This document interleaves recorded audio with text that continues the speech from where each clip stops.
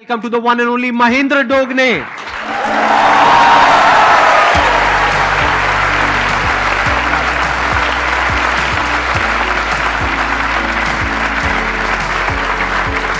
Right, please answer. मेरा नाम महेंद्र दोगने है और मैं मध्य प्रदेश के सबसे छोटे डिस्ट्रिक्ट हरदा से बिलोंग करता हूँ और अभी भी वहीं पर रहकर सारी चीज़ें कर रहा हूँ, सारे काम कर रहा हूँ। मेरे पिताजी एक मैकेनिक है। मैं सेशन सुन रहा था शायद मनोज का, और उसमें उनके पिताजी शायद बाइसिकल रिपेयर करते थे। राइट। तो मेरे पिताजी जो है बाइक रिपेयर करते थे और अभी भी करते हैं, और मैंने वहीं से शुरुआत की। तो मैंने भी बचपन से लेकर लगभग आधी जवानी तक वहीं पर बाइक भी रिपेयर की है और वहीं से बहुत कुछ सीखा है मैंने। तो आपने अपनी ये YouTube की जर्नी कब शुरू करी, कितने साल हो गए? YouTube की जर्नी मैंने काफ़ी लेट शुरू करी, लगभग 2018, मतलब 1 जनवरी 2018 को हमने कसम खाई थी कि आपको इंडिया में बहुत ज़्यादा मोटिवेशनल स्पीकर उस समय जैसे सर कर रहे थे वैसे नहीं थे। मतलब सर ने भी शुरुआत शायद 2011-12 में की थी आपने? 12 में करी तो थी। उससे पहले मैं एंथोनी रॉबिन्स को बहुत सुना करता था। तो एक दिन मैं सुबह सुबह देख रहा था कि एक वीडियो आया मेरे सामने, 2012 की शायद वो बात है, और वो वीडियो संदीप भैया का था, जो कि मैंने देखा और मैंने कहा अरे इंडिया में भी ऐसा कोई कर रहा है या कुछ तो हो रहा है ऐसा। जब भैया ने ये वीडियो डाली उसके बाद समझ में आया कि अच्छा, और ऐसा होता है कई बार कि जब आप छोटे होते हैं तो कोई ना कोई एक व्यक्ति ढूंढ रहे होते हैं, आइडल ढूंढ रहे होते हैं, ऐसा भी कह सकते हैं हम कि कोई व्यक्ति एग्जैक्टली कुछ कर रहा है क्या वैसा। तो मुझे दिखा कि अच्छा ये कर रहे हैं, तो मैंने सोचा क्यों ना मैं भी करूं, और मैंने डिसाइड किया कि finally I am ready to be a life coach और मोटिवेशनल स्पीकर। कितने टाइम बाद आपको सक्सेस मिली सिर्फ YouTube पे? 3 से 4 महीना लगा था मुझे, क्योंकि अच्छा। मुझे बहुत ज्यादा कॉन्फिडेंस था कि ऐसे लोग यदि मार्केट में चल रहे हैं तो मैं तो बहुत अच्छा फोड़ सकता हूँ। ऐसे आपने उधर इशारा क्यों किया, मेरी तरफ क्यों किया? आपके जैसा नहीं, ऐसे लोग अगर चल रहे हैं ऐसे तो पता नहीं क्या कर सकता हूँ। नहीं, ऐसे लोग नहीं सर। मैंने तुरंत मोटिवेशनल स्पीकर बनने के बारे में नहीं सोचा।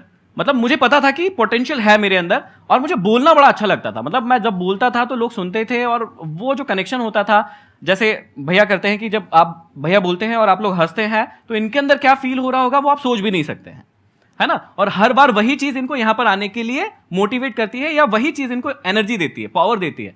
तो वही सेम फीलिंग मेरे साथ भी होता था कि जब मैं स्टेज पे होता था, छोटे छोटे स्टेज थे उस समय, जब मैं कोचिंग चला रहा था तो बहुत छोटा स्टेज होता, 200-300 बच्चे बैठते थे वहां पर, लेकिन जब वो हंसते थे मेरी बातों पर, इंजॉय करते थे उस बात को और डीप चले जाते थे। मतलब जो लास्ट सेशन हुआ था मेरा अभी 2-3 महीने पहले, यदि मैं उसका टाइमिंग बताऊंगा तो आप आश्चर्यचकित रह जाएंगे। मैं 6 घंटे स्टेज पे था, सिर्फ 15 मिनट का ब्रेक लिया था और कोई भी जाने को तैयार नहीं था।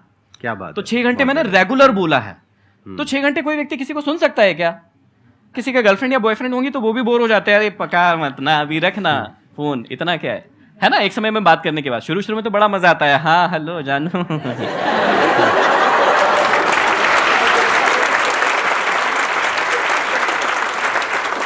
अच्छा, इनका छोड़ो, आप अपना बताओ, आपका क्या चल रहा है?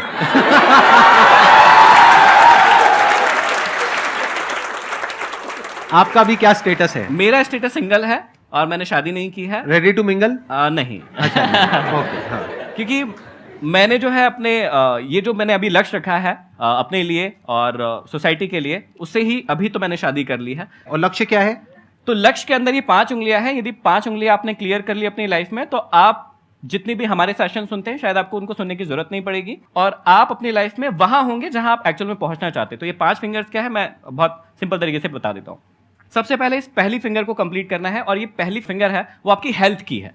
आप सारी चीजें भूल जाओ, सबसे पहले अपने हेल्थ का स्टेटस पता लगाओ कि आपकी हेल्थ कैसी है। हेल्थ ठीक नहीं है तो कुछ भी नहीं है। दूसरा हो गया कि दिमाग का स्टेटस देखिए, आप फास्ट लर्नर है या नहीं है ना, जल्दी सीख पाते हैं या नहीं सीख पाते। नहीं सीख पाते ये बुरी चीज नहीं है।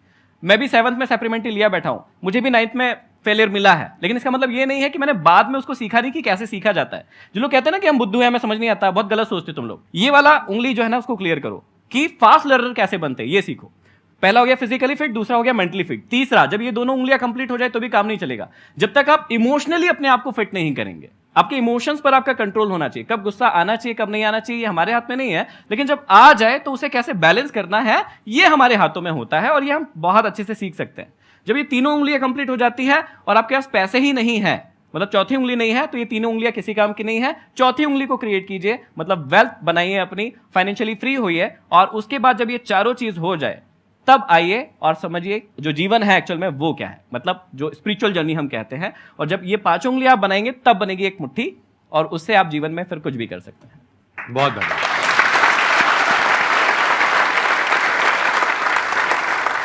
मेरा क्वेश्चन है कि आप मतलब हर टाइम पॉजिटिव कैसे रहते हैं? जैसे मैं मोटिवेशनल स्पीकर हूं तो कई लोग मुझसे पूछते हैं, पता नहीं क्यों पूछते हैं, कि भैया आप हमेशा ही एनर्जेटिक रहते हो, हमेशा ही आपके अंदर आग रहती है, फायर रहती है, ताकत रहती है, तो क्या ऐसा हो सकता है, पॉसिबल है क्या? ये नहीं है, अप्स एंड डाउन्स होते रहते हैं। तो मेन चीज ये है कि आपने जो पूछा है कि हमेशा पॉजिटिव कैसे रहना है, क्यों रहना है, वो पता कर लो पहले। कैसे रहना है उसके बहुत सारे तरीके हैं। जैसे मैं पर्सनली अपने लिए यूज करता हूं कि जब मैं किताबें पढ़ता हूं तो मैं अपने आप को बहुत ज्यादा पॉजिटिव महसूस करता हूं, उसके बाद बहुत सारे दिनों तक मैं पॉजिटिव रहता हूं। म्यूजिक एक बहुत इंपॉर्टेंट रोल प्ले करता है पॉजिटिव रहने के लिए। तो कई बार आप जब म्यूजिक सुनते हैं, आप में से कई सारे लोग म्यूजिक सुनते होंगे और अपने आप को रिलेट कर पाते होंगे उससे, तो वो भी एक बहुत अच्छा सोर्स है कि आप अपने आप को पॉजिटिव रख पाए। लेकिन मेन चीज ये है कि पहले पता तो कर लो कि आपको पॉजिटिव रहना क्यों है, किस लक्ष्य के लिए रहना है।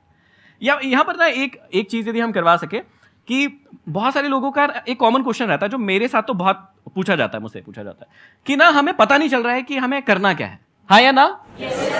तो इसका जवाब दे सकते हैं क्या हम लोग? दे दे फटाफट।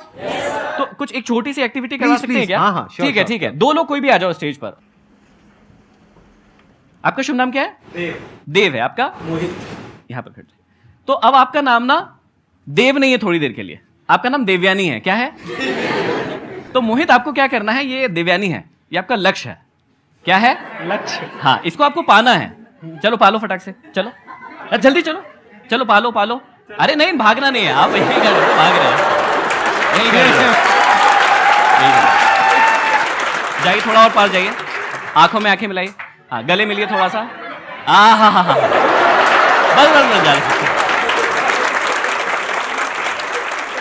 अभी देखिए बहुत सिंपल था कि इनका लक्ष्य जो है वो एकदम इनके सामने था और क्या हुआ, इन्होंने उसको पा लिया। अब इनकी आईज क्लोज कर देते, ये चश्मा उतार लीजिए। तो अभी जो है वही लक्ष्य है। लक्ष्य क्या है? देवयानी, इनका लक्ष्य है। लेकिन अब इनको पाना है देवयानी को। ठीक है, आप मम्मी की कसम है, आपको ना आंखें नहीं खोलना है। ठीक है, चलो ठीक है, रेडी? पाए? चलो आराम आराम से चलो, धीरे धीरे भाई।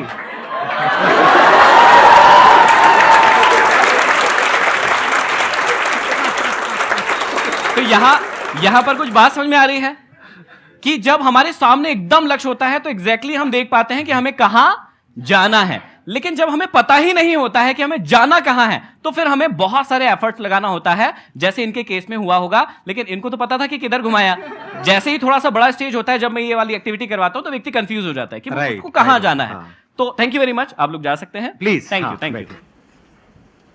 तो एक्चुअली मैं समझाना ये चाहता हूं कि भैया आपको पता होना चाहिए कि आपको जाना कहां है। जब तक खुली आंखों से आपको पता नहीं चलेगा कि ये आपका लक्ष्य है, तब तक आप ये जो प्रॉब्लम आ रही है ना आपकी लाइफ में कि कैसे मोटिवेट रहना है, कैसे हमेशा पॉजिटिव फील करना है, ये सब होता रहेगा।